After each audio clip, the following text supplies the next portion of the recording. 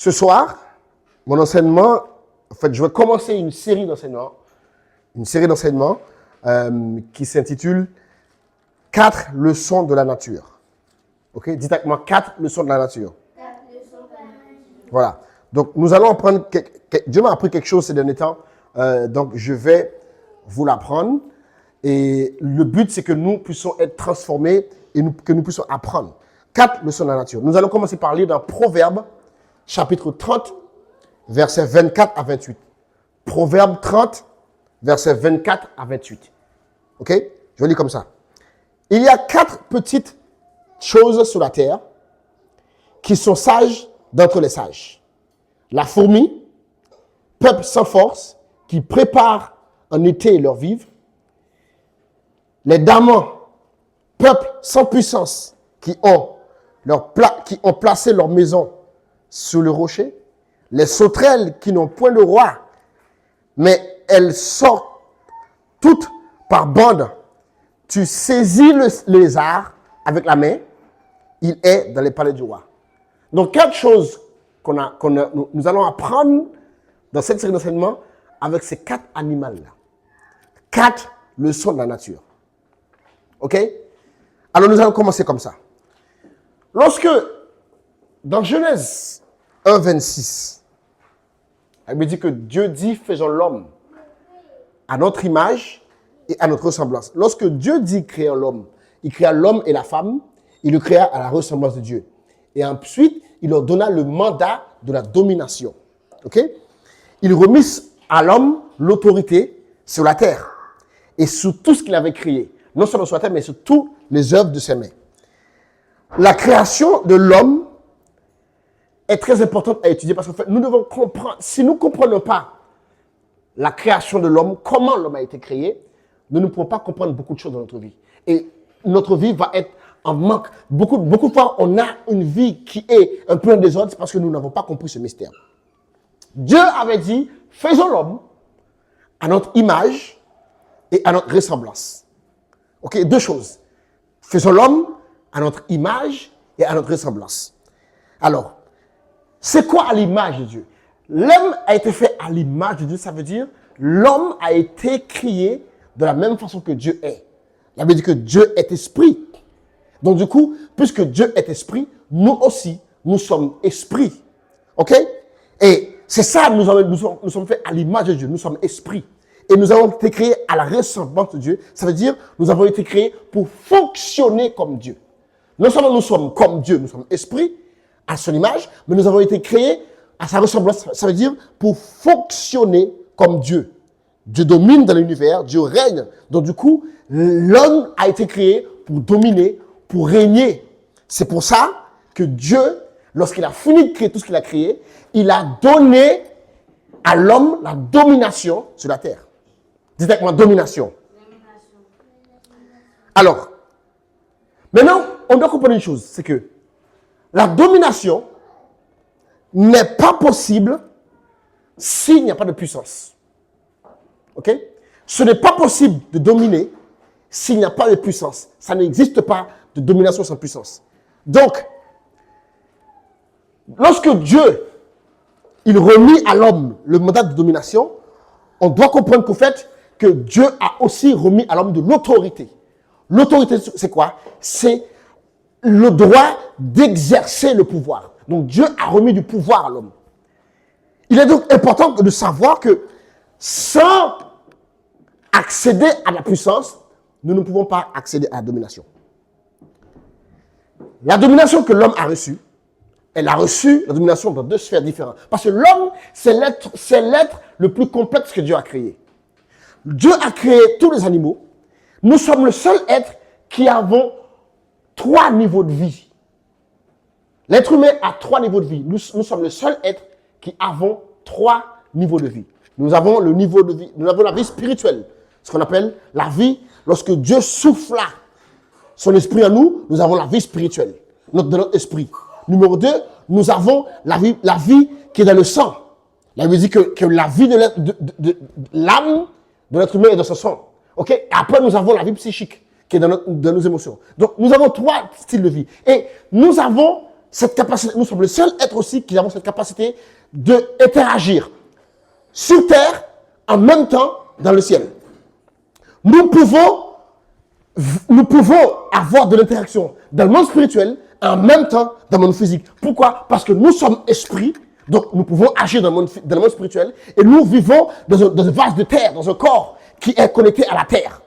Très important ce que je dis. Pourquoi c'est très important? Parce qu'en fait, il y a deux niveaux de domination que nous devons avoir. Et j'ai dit tout à l'heure, il n'y a pas de domination sans puissance. Comprenez une chose. Alors, comment nous pouvons faire pour accéder à la puissance qui nous donne la domination dans le monde spirituel?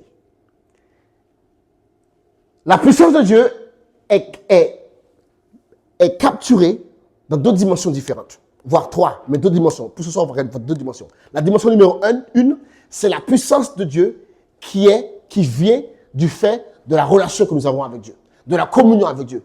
Il y a une puissance de Dieu que nous accédons uniquement lorsque nous avons la communion avec Dieu. Et c'est cette puissance-là qui, en fait, nous sommes connectés à l'esprit. Et c'est cette puissance qui nous permet de dominer dans le monde spirituel. La puissance qui vient de la communion avec Dieu, elle est la puissance ultime. C'est la puissance ultime que notre humain peut avoir. Un être humain ne peut pas avoir d'autre puissance.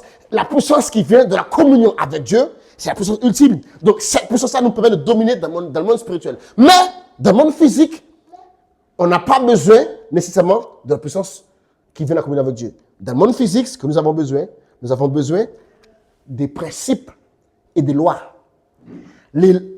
La puissance qui nous permet de dominer dans le monde physique s'appelle des lois et des principes. Dites avec moi, loi et principes. Alors, Job disait à Dieu, Dieu disait à Job, dans Job 38, à partir du verset 33, je crois, il disait à Job, connais-tu les lois des cieux et peux-tu exercer le dominion sur la terre? Ça veut dire qu'en fait, nous, en tant qu'êtres humains, la terre, Dieu nous a donné la domination. Mais pour dominer sur la terre, il faut de la puissance. Et la puissance en question que nous avons besoin pour dominer sur la terre réside dans les lois que Dieu a créées, les principes que Dieu a créés. Donc, si nous voulons dominer sur cette terre, on appelle le cosmos, si nous voulons exercer la domination, il nous faut de la puissance. Mais cette puissance est cachée dans les lois que Dieu a créées. Donc, si tu négliges les principes, tu négliges les lois, tu ne vas jamais exercer la domination. Voilà pourquoi les gens qui sont dans le monde occulte, ils peuvent exercer de la domination. On dirait qu'ils sont puissants. Pourquoi? On a peur d'eux. Pourquoi? Parce que eux, ils font tout ce qu'on appelle une démonstration de puissance. Mais cette puissance, elle vient d'où? Elle vient de Dieu. Regardez bien. Psaume 62, verset 12, il dit, Dieu a parlé une fois. 2 fois, j'ai entendu. Car la force est à Dieu. Le mot force, on pourrait le passer par puissance. La puissance appartient à Dieu. Donc, toute puissance, quelle qu'elle soit, appartient à Dieu. Même la puissance qu'utilisent les gens du monde occulte, elle appartient à Dieu. Mais les gens du monde occulte, ils ont compris comment fonctionnent les lois des cieux. Dites avec moi les lois des cieux. Si nous ne comprenons pas ça, nous n'allons jamais dominer sur la terre. Alors, c'est par là que, du coup, notre texte nous a dit de considérer 4 petits animaux. Donc, nous allons apprendre les principes, quelques principes que ces animaux nous enseignent. Alors, ce soir, nous allons voir premièrement la fourmi. Quel principe spirituel que la fourmi nous enseigne? Ok? La fourmi nous enseigne que le succès réside dans la préparation. La fourmi nous enseigne que le succès réside dans la préparation. Regardez bien. Si on observe les fourmis, ok? Si nous observons les fourmis, quand j'étais petit, j'aimais bien faire ça. J'aime bien regarder les fourmilières, mettre de l'eau dedans, etc., pour voir comment ils agissent. Lorsqu'une fourmi arrive, je mets mon doigt, tu vois, il contourne, etc. C'est hallucinant de remarquer les fourmis. Si on remarque bien les fourmis, ils arrivent, ils sont toujours en train de travailler. Si on observe les fourmis, on peut apprendre beaucoup de choses. Comme par exemple, les fourmis, ils retiennent toujours les erreurs. Tu ne vas jamais voir une fourmi, par exemple, si tu mets un sac devant une fourmi, tac, il ne va jamais repasser là. Et au contraire, ceux qui viennent après lui ne vont pas passer là. C'est numéro 1, ils retiennent les erreurs. Numéro 2, ils transmettent les informations. Chez les fourmis, chacun a un rôle et respecte son rôle. Chez la fourmi, les gens ne sont pas... non, chacun a son rôle. Chez la fourmi, on observe aussi que la force de l'unité. Les fourmis sont très unies. Ensemble, ils peuvent faire plein de choses. Ils peuvent carrément déplacer des trucs. Tu peux voir, parfois, tu peux voir 3, 4, 5 fourmis en train de soulever un truc. Et ils sont coordonnés. Ils sont coordonnés. Ils vont l'amener dans la niche. Pourquoi? Parce qu'ils sont unis. Mais la principale leçon que la fourmi nous apprend, c'est l'importance de la préparation. Dites avec moi, préparation. Regardez bien. Proverbe 6, versets 6 à 8. Il dit, va vers la fourmi, paresseux, regarde ses voies et sois sage. Elle qui n'a ni chef, ni surveillant, ni gouverneur. Regardez bien, elle dit, elle prépare en été son pain, elle amasse pendant la moisson sa nourriture. Ce que nous devons comprendre, c'est que nous ne sommes pas responsables dans nos vies. Oh, regardez-moi. Dans nos vies, nous ne sommes pas responsables pour créer les opportunités. Nous ne sommes pas, c'est pas à nous de créer les opportunités. Souvent, on essaye de créer des opportunités, on appelle ça des opportunistes. Mais en vrai, dans nos vies, la responsabilité des opportunités n'est pas à nous. Ça incombe à Dieu. Dieu se charge des opportunités. Mais dans notre vie, il nous incombe de nous préparer pour les opportunités. Parce qu'en vrai, c'est quoi le succès? Beaucoup de gens, ils veulent le succès. Ils veulent le succès. Vous savez c'est quoi le succès? Le succès, c'est lorsque la préparation rencontre une opportunité. L'opportunité, regardez-moi, l'opportunité va toujours arriver. Dites avec moi, toujours. L'opportunité va toujours arriver. Et c'est ça que nous voulons comprendre. L'opportunité va toujours arriver. Mais l'opportunité peut arriver dans ta vie et est-ce que tu es préparé? Et c'est le succès va dépendre pas... Le succès ne dépend pas de l'opportunité. Le succès dépend de la préparation. Parce que l'opportunité, elle est pareille pour tout le monde. C'est quoi la différence entre une personne? En fait, deux personnes arrivent à l'église. Ok? Les deux donnent envie à Jésus. Les deux ont reçu cet esprit. Quelques années plus tard, il y en a un, sa vie est merveilleuse. L'autre, sa vie n'a pas changé. C'est quoi la différence? C'est pas l'opportunité.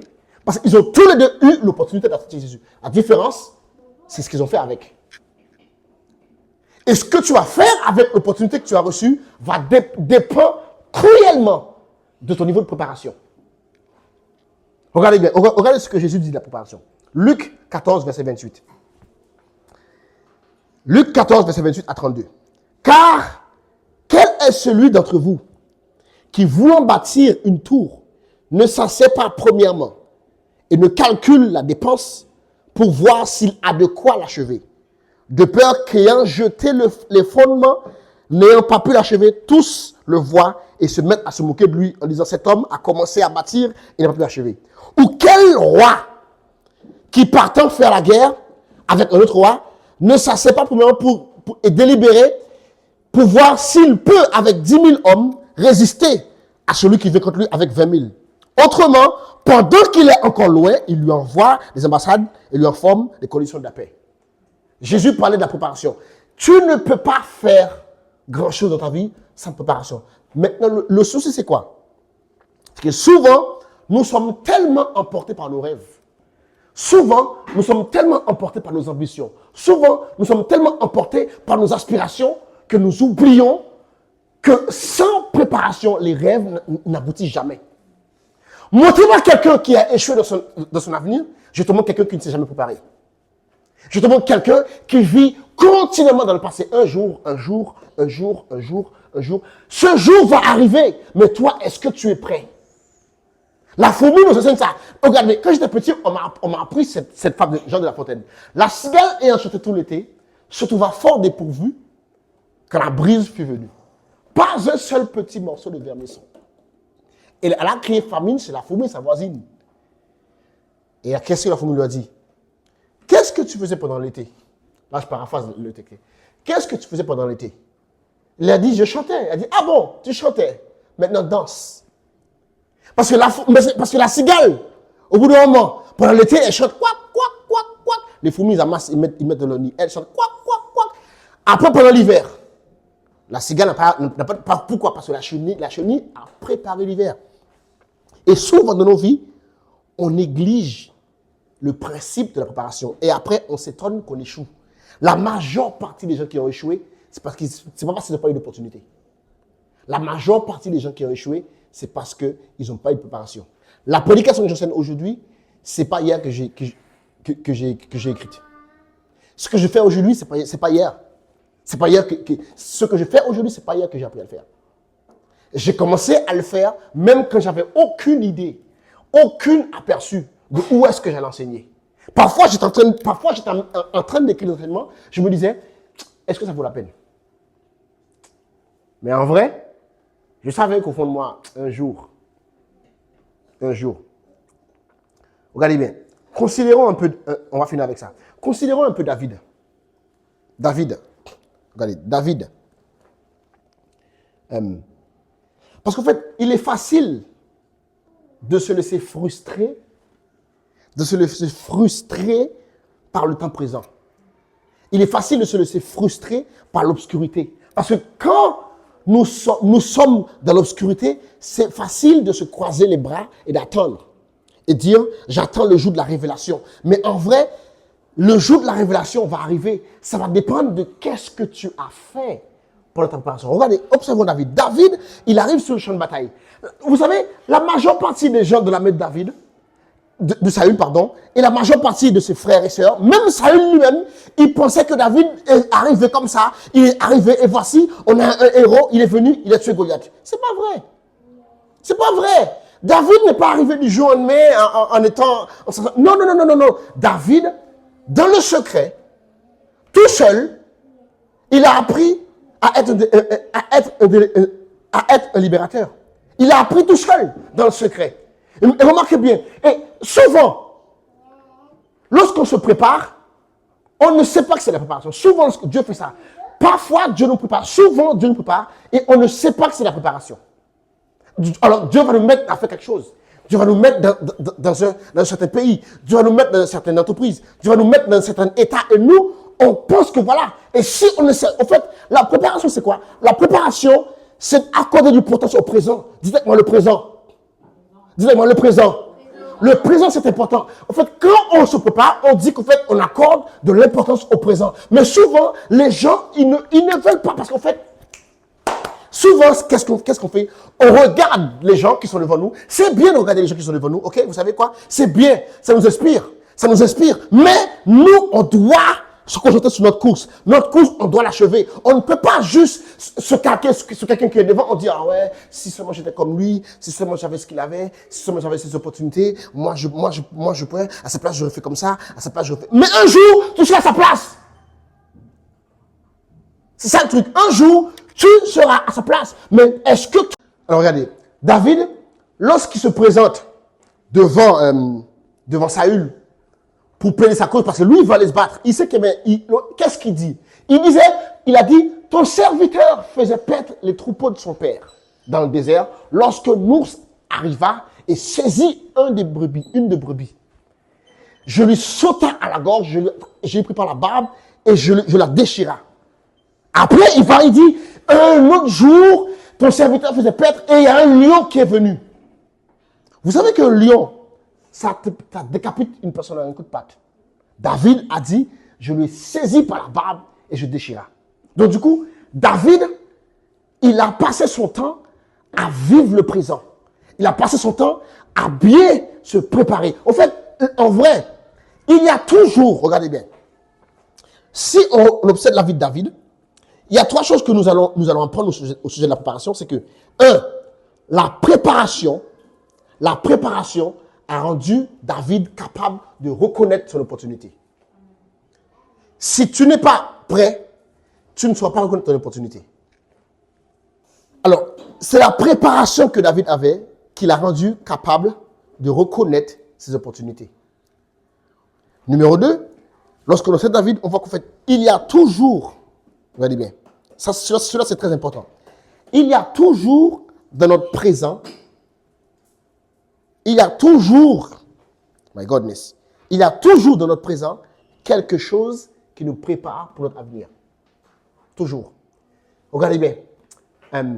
Jésus, il arrive auprès des disciples, auprès de la mer de Galilée.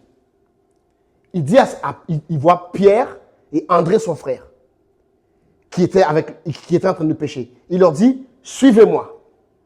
Il leur dit quoi? Suivez-moi, je ferai de vous des pêcheurs d'hommes. Ils étaient déjà pêcheurs. Mais il a dit, je ferai de vous des pêcheurs d'hommes. Ça veut dire, en fait, il y a toujours quelque chose dans ton présent qui te prépare pour ton avenir. Mais si tu fais le négligent, tu vas négliger le présent. Parce que tu veux absolument être comme les autres. Tu veux absolument être là où sont les autres. Tu veux absolument être là sur la scène. Mais tu négliges que avant d'être sur la scène, il y a les coulisses. Et souvent, on dit ça avec beaucoup de négligence. C'est dur, il faut admettre. C'est dur. Le temps de préparation peut être parfois très frustrant. Le temps de préparation peut être parfois incompréhensible. Parfois, Dieu ne peut pas, on ne sait pas ce que Dieu veut faire avec nous. On se pose des questions. On se remet en question. On s'interroge. On se dit, est-ce que je ne suis pas doué? Est-ce que je ne suis pas capable? Regarde, un tel, c'est ça qu'elle dit là, c'est la bêtise qu'elle dit. Ce qu'elle fait là, moi, je peux le faire. Et parfois on est tellement rempli de capacité, mais on voit que Dieu nous ferme toutes les portes. Quand vous voyez que toutes les portes se ferment, parfois, ce n'est pas le diable.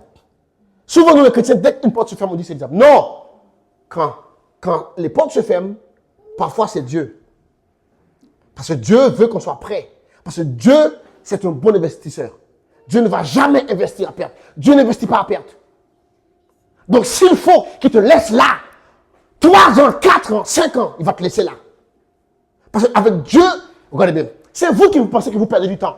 C'est ça le problème. C'est vous qui pensez que vous perdez du temps. Avec Dieu, il n'y a pas de temps perdu. Parce que Dieu a cette capacité de racheter le temps, de restaurer le temps. Donc, du coup, s'il faut qu'il te mette là pendant 5 ans, tu vas rester là pendant 5 ans. Oh, mais j'ai 30 ans, ça fait 35 ans, après je vais 40 ans. Pour Dieu, ce n'est pas grave. Il sait très bien que tout ce que tu devais avoir, il peut te le donner. Dieu peut te donner en 1 an ce que tu devais avoir dans 10 ans. Donc, pour lui, le temps, ce n'est pas un problème. Mais, il veut que lorsqu'il t'expose, comme David, lorsque David a été exposé, c'était un succès assuré. Pourquoi? Parce que David était prêt. Dieu l'a préparé. Troisièmement, on voit qu'en fait, se préparer, c'est valoriser, je répète encore, c'est valoriser le temps présent. La fourmi nous apprend ça. Et si nous voulons dominer cette terre, nous devons apprendre à nous préparer. Parce que les opportunités, beaucoup de gens ratent les opportunités.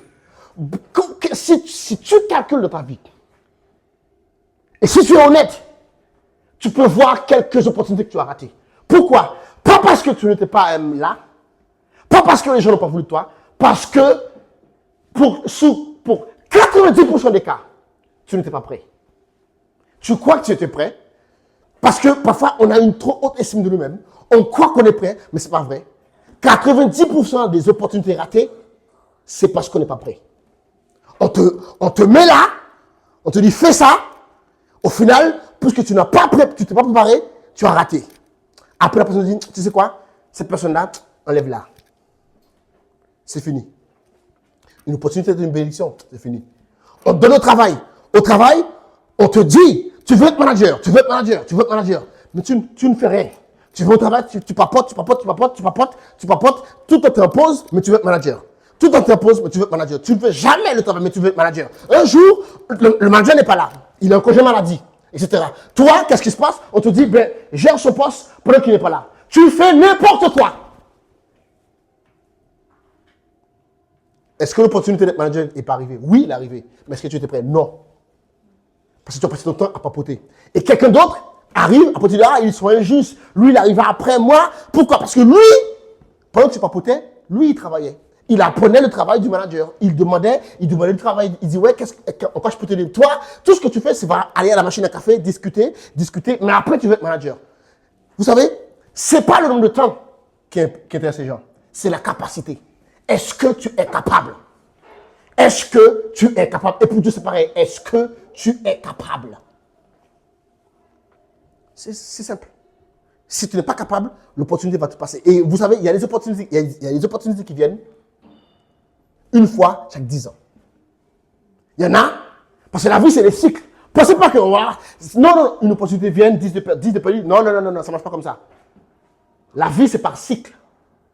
Des cycles de 3, des cycles de 7, des cycles 3, 7, 12, 21. Oui. Donc, il y a des opportunités qui viennent tous les 3 ans. Tu le rates, fais ce que tu veux. Tu devras attendre 3 ans. Il y en a, ils viennent tous les 7 ans. Tu le rates, tu peux faire ce que tu veux. Tu peux chasser tous les démons que tu veux. Tu attendras 7 ans. Voilà pourquoi Dieu ne veut pas qu'on perde du temps. Et voilà pourquoi la préparation, c'est important. Quelques avantages. Voici 2 avantages que nous avons lorsque nous sommes préparés, lorsque nous sommes bien préparés. La préparation apporte ce qu'on appelle de la confiance en soi. OK? Lorsqu'on est prêt, regardez bien, pour vous qui avez été à l'école et qui avez déjà passé des examens, remarquez bien, c'est différent. Lorsque le professeur arrive, il dit, surprise, on a une évaluation. En général, celui qui est prêt, celui qui a révisé, il dit chouette dans son cœur. Il sait très bien qu'il va avoir une bonne note. Mais celui qui n'a pas révisé, il dit, vas-y, c'est une gaminelle, vas-y, elle nous a eu. Pourquoi? Parce que tu n'es pas prêt. Mais en vrai, celui qui est prêt, il s'en fiche. Au contraire, il est content, il va, moi je vais avoir une bonne note là, tout de suite là, vas-y. Aïe!